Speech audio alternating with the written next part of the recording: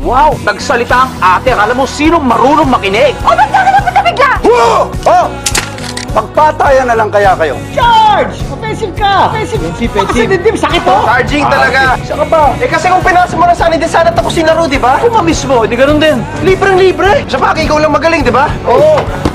Boss yan eh! Boss, ikaw ang boss. Ako, paano ako? Ikaw! Ba't sino nasusunod kanina pa? O, sa pagkain ni tatay, sino nasunod? Ay, siya! O, dahil ginatungan mo. Ako lang! Bakit si Chadi naman ah? Oh, ba't pati ako nasali dyan? O, tama na yan. O, Nagkakapikulan yung na cake, kayo hindi pa naman dapat ibablow yun, di ba? Pero pinablow mo, pabida ka kasi. Ako ba ang pabida? Baka ikaw ang pabida dyan, pakiter-cater ka pa! Oh, ano, pinamumukha mo pera mo sa amin? Uy, wala akong pinamumukha. Binibigay ko lang kung ano meron ako. Pero kahit ano ibigay ko, ikaw pa rin ang bida. Ikaw pa rin ang nasusunod, parate. Oh, saan ka galing? Ha? Tigilan nyo na yan, baka kung saan pa mapunta yan. Hindi, may sinasabi to eh. Hindi na to ko sa basketball o sa cake. Ano ba yan? Tumpukin mo na. Wala. Alin? Hindi wala. Halika dito. Hindi wala yan. Matagal na tayo hindi nagkikita-kita. Oh, hindi bagong issue to. Malamang to, luma na to. Ano, tungkol sa tindahan. Oh, matagal ba lang hindi? Himutok yan. Hindi ko pinaghihimutok yan dahil kusa akong umalis. O yun lang nga. Kusa kang umalis. Hindi kita pinaalis. Natural, hindi mo kailangan paalisin dahil magmula nung bumalik ka galing Japan, sa puwera na ako. Eh di tama nga ako. Di may issue ka nga. Tama na sabi eh! Wow! Nagsalita ang ate. Akala mo sino marunong makinig? O, ba't ka napunta bigla? Oh!